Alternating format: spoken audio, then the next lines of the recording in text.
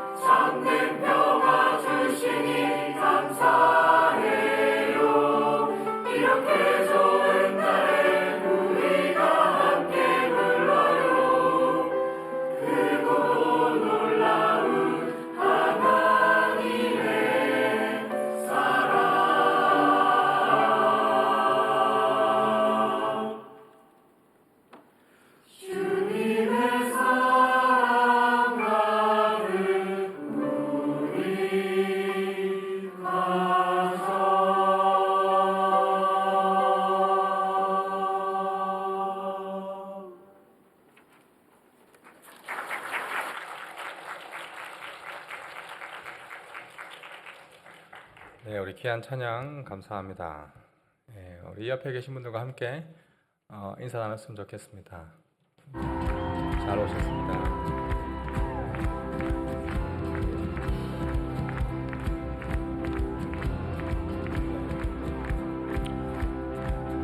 오늘 특별히 우리 가브리엘 찬양대가 우리 가정의 달로 맞이해가지고 우리 간사님들 또 부모님들 함께 초청해서 이렇게 찬양을 드렸었는데, 근데 제가 딱 화면에 비치는데 누가 엄마 아빠인지 잘 모르겠어요.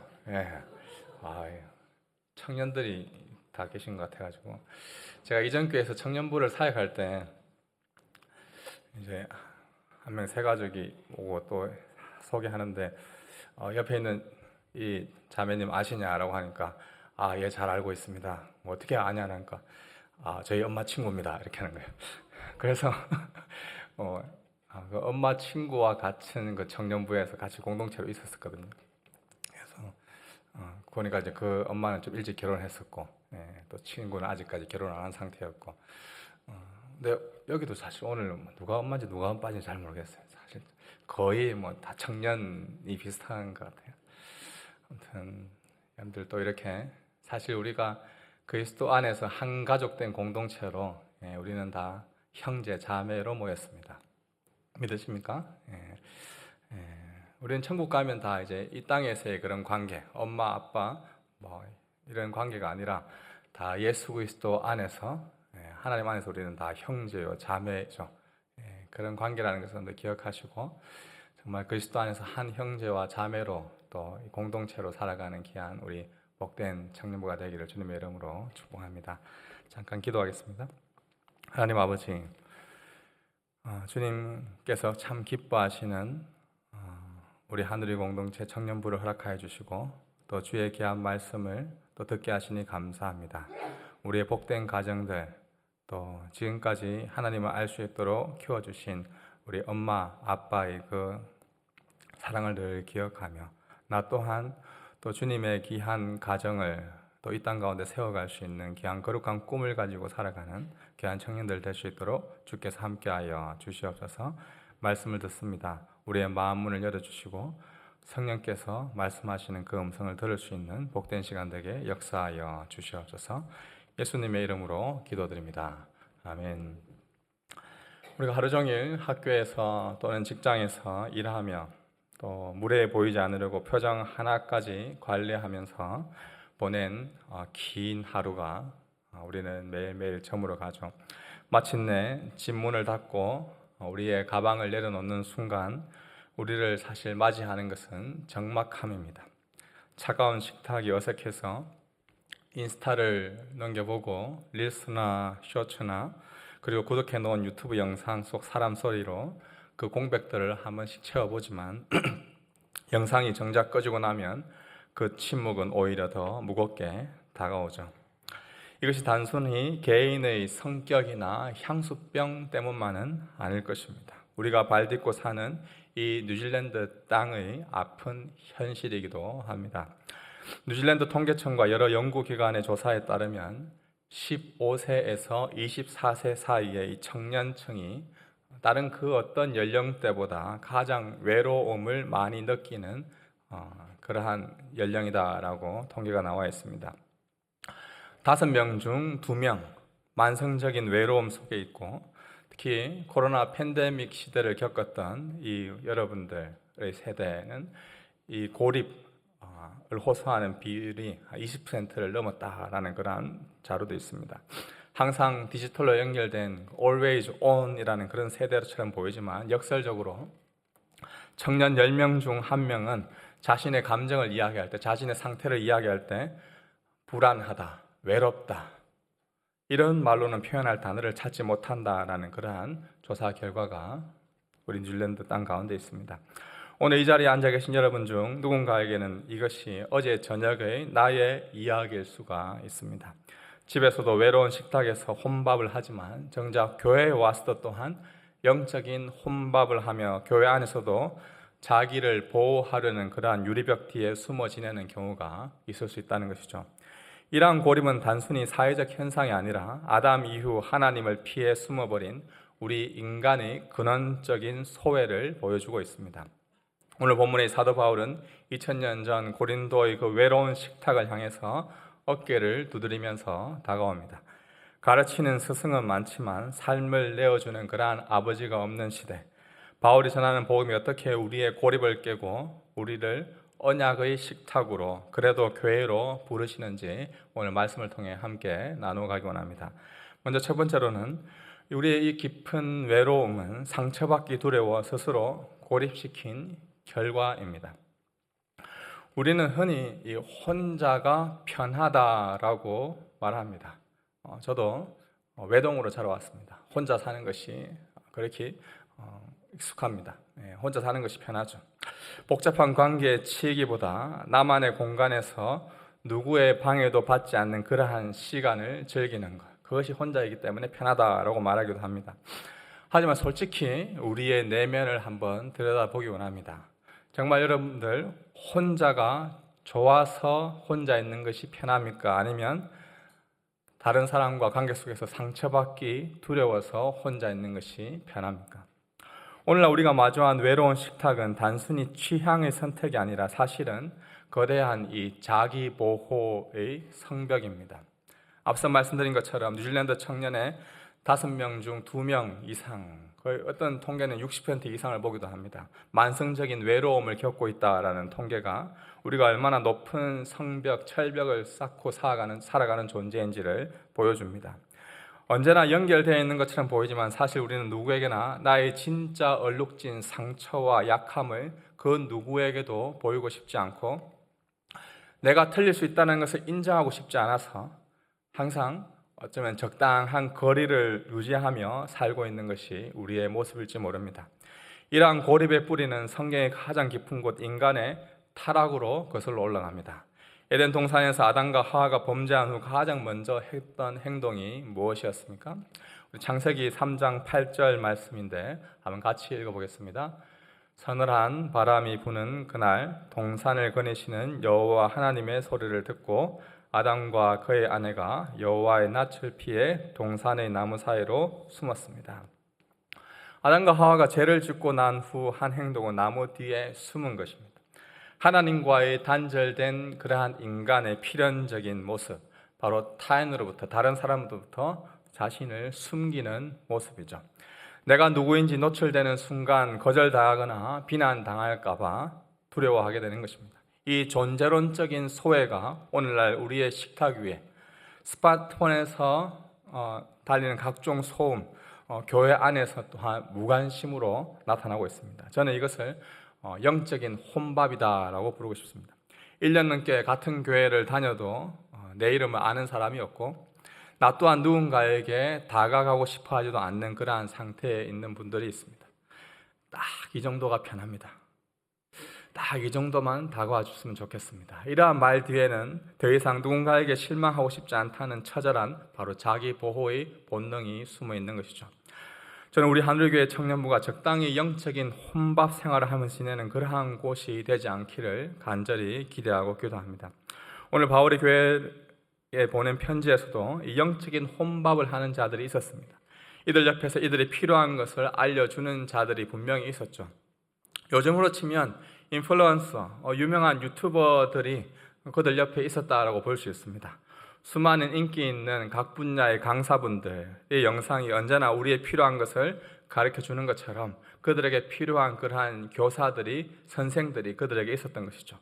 고린도에서도 그들을 가르치고 때로는 그들을 흉계하며 비판하며 자신의 지식을 자랑하는 바울은 과장되게 1만의 선생이 있다, 즉 많은 가르치는 자들이 있었다라고 이야기합니다. 지식으로 사람을 교육하고 때로는 판단하고 정죄하는 그러한 이들이 많이 있었지만 정작 상대의 허물을 덮어주고 함께 울어줄 아버지는 그들에게 많지 않았습니다. 선생님은, 스승은 멀리서 평가하지만 아버지는 곁에 다가와 그의 어깨를 끝까지 두드려줍니다. 사랑하는 우리 청년 여러분, 우리는 저마다 쌓아 올린 외로운 식탁이 있습니다. 우리가 쌓아 올린 이 고요한 식탁은 사실 감정 노동을 할 필요도 없고 누구에게도 방해받지 않기에 어떻게 보면 안전해 보일지 모릅니다. 하지만 우리의 영혼은 이 외로운 식탁에 앉아서 서서히 메마르고 있다는 그 사실을 우리가 기억해야 할 필요가 있습니다. 우리는 결코 혼자 살도록, 혼자 있도록 하나님께서 지어준 그러한 존재가 아닙니다. 이 고립의 성벽을 허물고 우리가 진짜 가족의 식탁으로 불러내시는 그 하나님의 은혜가 우리 모두에게 필요한 것이죠. 두 번째로 우리가 기억해야 할 것은 예수님은 그 십자가의 은혜로 외로운 우리를 하나님의 가족으로 삼으셨다는 사실입니다. 우리 앞에 나온 글씨 한번 같이 읽어보겠습니다. 예수님은 십자가의 은혜로 외로운 우리를 하나님의 가족으로 삼으셨습니다. 우리가 쌓은 고립의 성벽 안에서 점점 외롭게 굶주려 갈 때 하나님은 우리를 그대로 그냥 내버려 두신 그러한 분이 아니십니다. 복음은 우리에게 먼저 다가가라, 네가 먼저 다가가야 된다라고 그렇게 말씀하지 않고 채찍질하기 이전에, 훈계하기 이전에 항상 내가 너희를 찾아왔다, 내가 홀로 있는 너희를 찾아왔다, 고립되어 있는 너희를 찾아왔다 라는 이런 기쁜 소식으로 시작됩니다. 우리 15절 말씀 한번 다 같이 읽어보겠습니다. 15절입니다. 그리스도 안에서 여러분에게 1만 명의 선생이 있더라도 정작 아버지는 많지 않습니다. 나는 그리스도 예수 안에서 복음으로 여러분을 낳았습니다. 나는 그리스도 예수 안에서 복음으로 여러분을 낳았습니다 라고 바울은 고백합니다. 여기 나타라는 이 단어는 단 한 번 일어난 결정적인 사건을 이야기할 때 쓰는 문법입니다. 이 낳았다는 것은 생명적인 관계를 뜻하죠. 여러분들도 이 부모님을 통하여서 낳아진 존재들입니다. 그런 의미에서 오늘 이 뉴질랜드에서 지키는 그런 마더스데이, 여러분들이 우리 어머니, 할머니, 여러분들의 부모님께 감사의 표현들을 마음껏 하셔야 됩니다. 그렇죠? 평소에 이게 필요한데 이거 좋아 보이더라 라고 하는 거, 여러분들 그 말을 그냥 좋아 보이는구나 라 그렇게 생각하시면 안 됩니다. 그렇죠? 이게 지금 필요하니까 네가 나를 통해서 좀 구매해 줬으면 좋겠어 라는 그 이중적 언어를 여러분들이 아셔야 합니다. 예. 아무튼 오늘 마더스데이인데 물론 선물이 아니다 하더라도 여러분들의 진심 어린 그런 따뜻한 말 한마디가, 여러분들의 미소가, 여러분들의 그런 연락이 우리 부모님들께 힘이 될 것입니다. 우리의 혈연적인 관계, 우리는 아버지, 어머니에게 낳아진 존재입니다. 이렇게 육체적인 생명을 가지게 되는 것은 단 한 번 태어나는 것이죠. 이처럼 또한 우리가 영적으로 태어나는 것도 단 한 번 일어나게 됩니다. 이것을 이제 중생이다, 거듭남이다라는 그런 표현을 씁니다. 바울은 복음으로 너희를 낳았다라고 이야기합니다. 우리 교회는 복음으로 낳아진 존재들입니다. 예수 그리스도의 복음으로 새로운 생명을 얻고 하나님의 자녀가 된 자들이죠. 여러분이 육체적으로 낳아진 존재로서 한번 태어날 때를 생각해 보십시오. 여러분이 선택하신 것이 아닙니다. 여러분들이 엄마 아빠를 미리 선택해서 이 집안에서 태어나면 좋겠다라고 생각해서 이 집안에 태어나신 분이 아무도 없습니다. 영적인 나아짐도 마찬가지입니다. 하나님의 선택에 의해서 영적으로 여러분들은 태어나진 존재들이죠. 이것을 우리는 전적인 하나님의 은혜다, 솔라 그라티아다라는 말을 합니다. 여전히 외로운 식탁에서 하나님을 피해 숨어 있을 때, 고립되어 있을 때 거룩한 하나님의 아들이 친히 외로운 식탁에, 고립되어 있는 곳에 찾아오셔서 우리를 하나님의 영적인 가족으로, 하나님의 아들로, 딸로서 우리를 입양시켜 주셨습니다. 예수님도 이 땅에 오셔서 하신 것이 바로 죄인들의 식탁에 찾아오신 것이죠. 누가복음 15장 1절에 보시면 모든 세리와 죄인들이 말씀을 들으러 가까이 나오니 바리새인과 서기관들이 수군거리되 이 사람이 죄인을 영접하고 음식을 같이 먹는다. 그 당시에는 사실 있을 수 없는 일입니다. 어떻게 유대인 남자, 정말 건강한 신앙생활을 하는 사람이라면 그 당시 나라를 팔아먹었다고 생각하는 그러한 세리와 또 죄인들과 함께 머물러서 같이 식탁을 교제한다는 것은 그들과 똑같은 존재다라는 것을 의미합니다. 그런데 예수님은 세리와 죄인들의 친구가 돼서 그들과 함께 먹고 마시고 있습니다. 이러한 예수님의 모습이야말로 바로 세리와 죄인 같은 자들을 영적인 가족으로 입양하려는 바로 그의 강력한 의지다라는 것을 볼 수가 있습니다. 예수님이 먼저 세리와 죄인들의 식탁으로 찾아가셨습니다. 그리고 우리를 당신의 그 식탁으로 초대하고 계십니다. 우리는 가끔 복음을 그냥 외로울 때 하나님이 함께 하신다라는 정도로 단순한 위로로 생각합니다. 하지만 이것이 맞는 말이긴 하지만 이것이 전부는 아닙니다. 복음은 우리를 공동체 안으로 초청하시는 사건입니다. 하나님의 가족 안으로, 형제 자매의 식탁 안으로 저와 여러분을 초대하고 있는 것이 바로 예수 그리스도의 복음입니다. 혼자 버티고 있는 그러한 삶에서 함께 살아가는 그러한 삶으로 우리를 초청하고 계시는 것입니다. 이 은혜의 식탁이 우리 눈앞에 보이는 가장 선명하게 나타나는 자리가 바로 성찬입니다. 종교개혁자 칼빈은 성찬을 이 보이는, 우리가 눈으로 보는 가시적인 가스펠, 복음이다라고 불렀습니다. 우리가 성찬을 할 때 하나님께 이 떡을 떼고 한 잔을 마실 때 그것은 단순한 어떤 종교적인 의식이 아니라 십자가에서 자기의 몸을 찢으시고 우리를 먹이신 그 그리스도의 희생, 우리가 주님과 연합하고 서로가 한 몸 되었음을, 한 가족이 되었음을 확증하는 시간이 바로 영적인 식탁의 교제인 성찬인 것이죠. 십자가는 갈 곳 없는 사람을 하나님의 식탁으로 데리고 온 위대한 초대장입니다. 세상은 자격 있는 자들만 초대합니다. 비슷한 수준의 사람들끼리 모여서 같이 식사하고 교제하려고 합니다. 하지만 예수님은 그러한 분이 아니십니다. 예수님이 초대하신 식탁은 세상의 식탁과 다릅니다. 이 땅 뉴질랜드에서 이민자로, 유학생으로, 또 워크비자로 살아가는 이 이민 생활의 고단함 속에서도 우리는 영원히 돌아갈 본향, 집이 있습니다. 영원히 함께 환대의 식탁, 기쁨의 식탁, 행복의 식탁을 함께 나눌 우리의 형제 자매들이 있습니다. 복음 안에서 우리는 국적과 혈연을 뛰어넘어서 예수 그리스도의 피로 맺어진 언약의 가족이 되었다는 그 사실을 우리는 기억할 필요가 있습니다.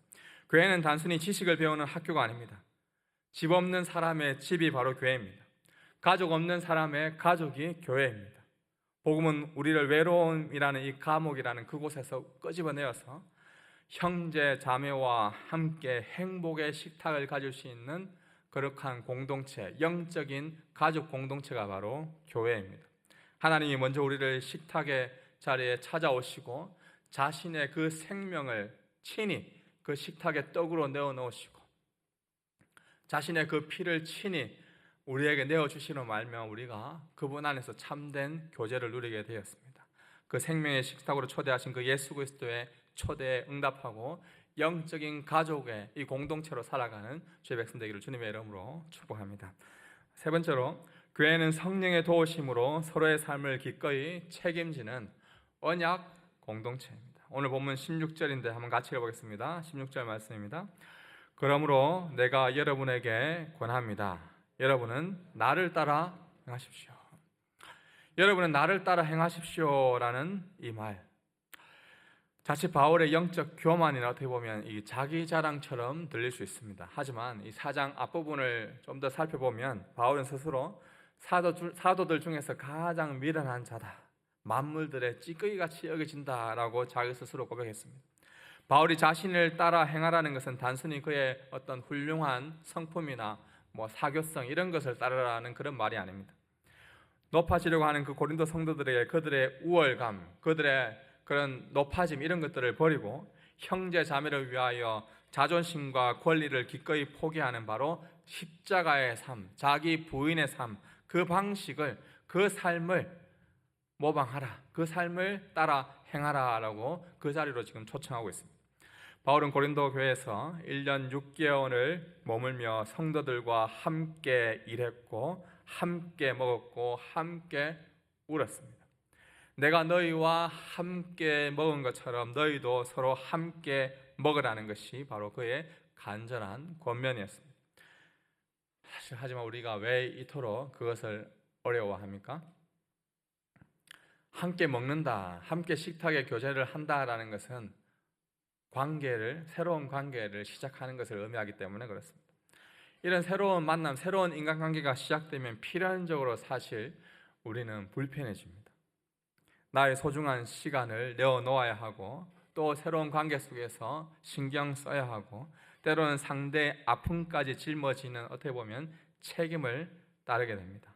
이러한 무게가 두려워서 우리는 교회에서도 얽히는 것 없이 그저 예배당에서 앉아서 편안하게 찬양하고 말씀만 듣고 깔끔하게 그냥 집에 가는 관람자, 영적인 혼밥을 먹는 자로 우리가 남는 것을 더 선호하는 것입니다. 그러나 바울은 오늘 우리에게 단호하게 말하고 있습니다. 그것은 참된 교회의 모습이 아니다. 교회는 그저 주일에만 잠시 모이는 그러한 종교 집단이 아니라 서로의 이름을 알고 삶을 아는, 서로의 영적으로 책임지는 그러한 언약의 공동체다라고 말씀하고 있습니다. 그렇다면 이러한 관람석에서 내려와서 우리가 환대의 식탁으로 어떻게 나아갈 수 있을까요? 우리의 굳어진 본성과 두려움으로는 이러한 것들을 우리가 풀어낼 수가 없습니다. 바로 여기서 필요한 것이 바로 우리 가운데 역사하고 계시는, 보이지는 않지만 우리 가운데 함께하고 계시는 성령 하나님의 도우심이 절대적으로 필요한 것이죠. 우리 안에 내주하시는 성령님께서 십자가에서 확증된 그 하나님의 사랑, 그 하나님의 은혜를 우리 마음 가운데 부어주실 때 우리는 비로소 이 자기 보호라는 자기 를 지키려고 하는 그런 안전지대를 벗어날 수가 있습니다. 예수 그리스도께서 자기를 보호하지 아니하고 기꺼이 다른 사람을 위하여서 모든 것들을 내어놓으셨을 때, 자신의 감정과 의지와 결단과 모든 것을 다른 사람을 위해서 내어놓으신 것을 믿고 그분의 사랑과 그분의 품 안에 있다는 것을 아는 사람은 우리의 감정과 우리의 의지와 우리의 시간과 우리의 이런 것들을 다른 사람을 위해서 또한 내어놓을 수 있는 그러한 용기가 생기는 것이죠. 누군가에게 다가간다는 것 참 쉽지 않은 일입니다. 그렇지만 우리가 성령께서 우리 가운데 주셨던 그 하나님의 사랑과 그 은혜를 경험한 사람은, 그 은혜를 맛본 사람은 또 그것을 나눌 수 있는 그러한 존재가 되는 것이죠. 우리 옆에 있는 분들에게 한번 질문을 던져봤으면 좋겠습니다. 오늘 마음이 어떠세요?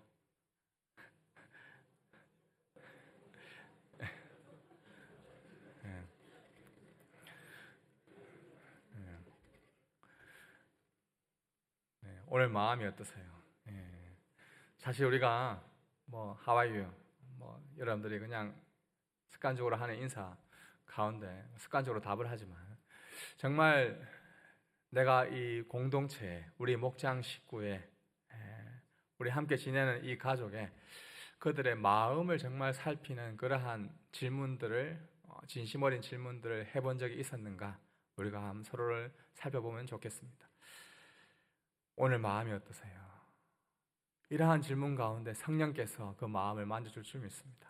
예배만 드리고 서둘러 흩어지는 그런 영적인 혼밥의 모습이 나에게 있다면 다시 나의 삶을 재정비하는 시간이 되기를 소망합니다. 목장 모임 가운데서 매주 피상적인 어떻게 보면 수박 그달기식의 이야기만 할 것이 아니라 마음 깊은 곳의 진심과 아픔과 상처와 또 그 사람의 기쁨과 기대를 함께 나누어가는 그러한 목장 공동체가 되어야 할 것입니다. 함께 식사를 하며 서로의 마음 깊은 곳 이야기를 나누는 가족 같은 목장이 될 때 우리는 여기가 정말 하나님께서 기뻐하시는 하나님의 나라구나, 천국이구나 라는 것을 우리가 몸소 경험할 수 있는 것이죠. 우리는 이미 복음으로서 나아진 한 형제와 자매로 된 공동체입니다. 우리는 서로 남이 아니라 한 가족인 것이죠. 바울이 고린도전서 4장 14절에 우리 초반에 읽었던 말씀에 보면 내가 여러분을 이거를 부끄럽게 하려는 것이 아니다. 내가 사랑하는 자녀들에게 훈계하려는 것이다 라고 말합니다.